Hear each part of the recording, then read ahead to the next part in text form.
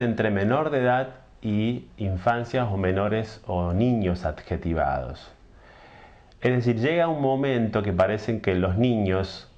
son los que tienen un desarrollo normal, cuidadoso, al amparo de familias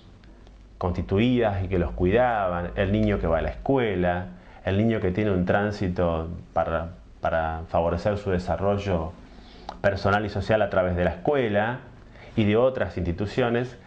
pero después está el otro niño, el niño anormal, el niño huérfano, el niño de la calle, el niño vagabundo,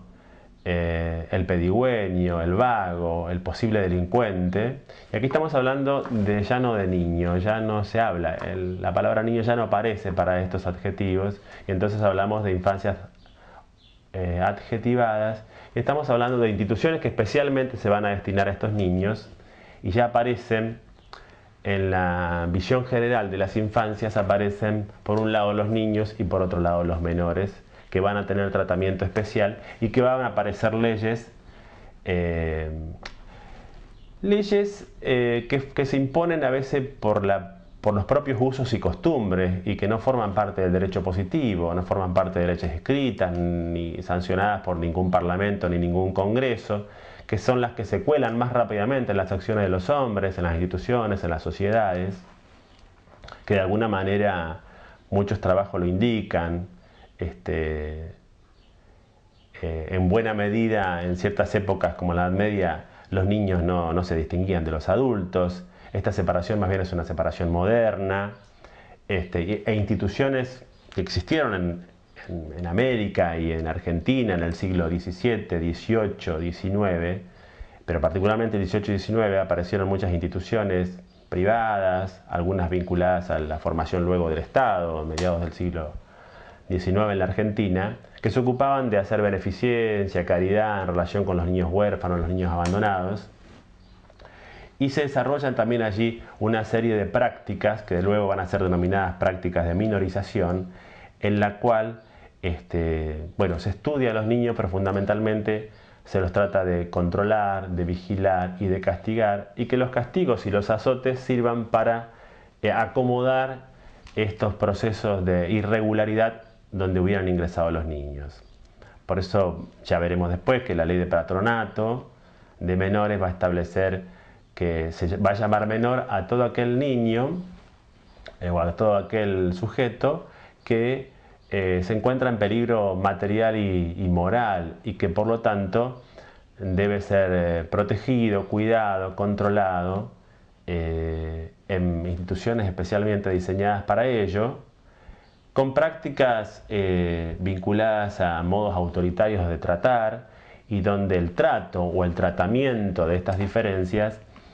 no implicaron en ningún momento un desarrollo personal y subjetivante, al contrario, fueron prácticas de alguna manera que fueron dessubjetivando a este niño en crecimiento.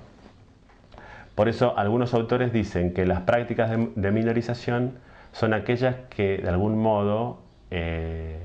niegan la inscripción de los sujetos en el tejido social, que es una de las posturas, por ejemplo, y posiciones que adopta Graciela Frigerio.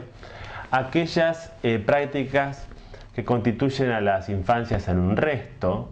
en algo que sobra, en algo que está de más, en algo que no puede ser trabajado por las instituciones, y a las cuales no se les ofrece un trabajo estructurante de lo psíquico y de lo social, ¿no?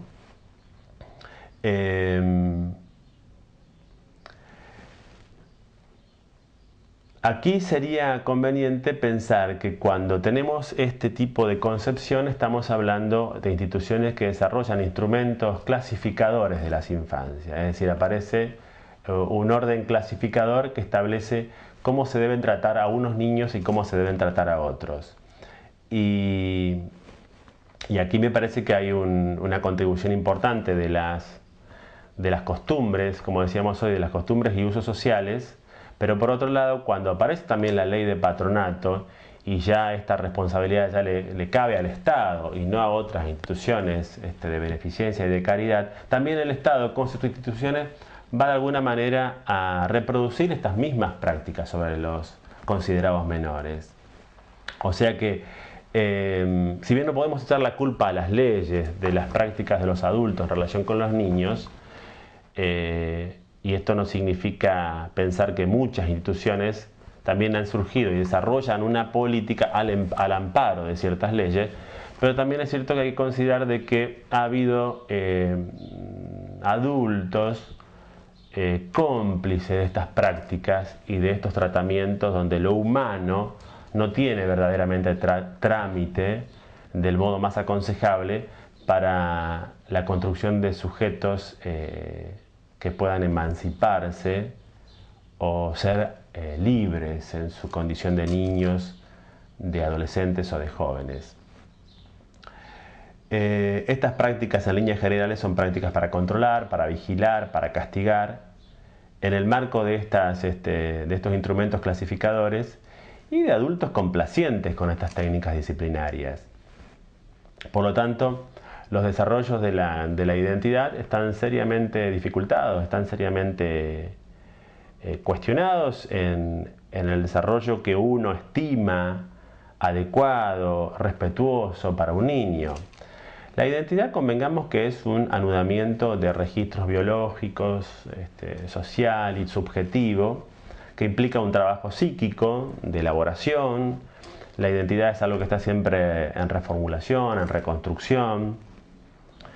En la identidad siempre median las identificaciones de unos con otros, es decir, que los adultos y los otros en líneas generales dejan una marca en los sujetos. Estas marcas, estas trazas que los demás van dejando en nosotros y que nosotros dejamos en otros, van constituyendo identificaciones parciales y múltiples, también vinculadas a múltiples discursos y a múltiples prácticas, que van conformando ese tejido complejo, esos lazos complejos que tiene el sujeto y que permiten su desarrollo y por el cual se van afiliando a múltiples discursos, a objetos ofrecidos por la cultura,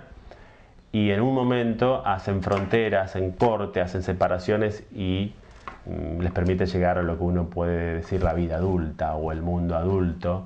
con lo que ello tiene de carga de conciencia y de responsabilidad. Ninguna identidad está condenada a quedar atrapada en lo dado o en lo ofrecido en una infancia, con la presencia por ahí de tantos niños o menores, haciendo la diferencia que no significan los mismos, que han sido dañados por estas prácticas. Y hablamos realmente de niños psicológicamente dañados o mutilados en su conformación subjetiva. Pero también es cierto que siempre hay la posibilidad de un contrapoder, de un contrapunto, no quedar atrapado en lo que una vez fue dado, sino que uno puede tener la oportunidad y la experiencia de vivir otro tipo de identificaciones, no quedar atrapado, como decíamos, en aquello que nos confina y nos aprisiona. Es decir, que de algún modo la clave está en no ser rehén de una sola marca o de una sola filiación subjetiva en relación con adultos, con ciertas prácticas y con ciertas instituciones que no han sido emancipadoras en su trabajo. Y me parece que ahí está lo interesante que ofrecen las instituciones en líneas generales hoy, y particularmente la escuela, que a partir de este contrapunto o de esta resistencia, el sujeto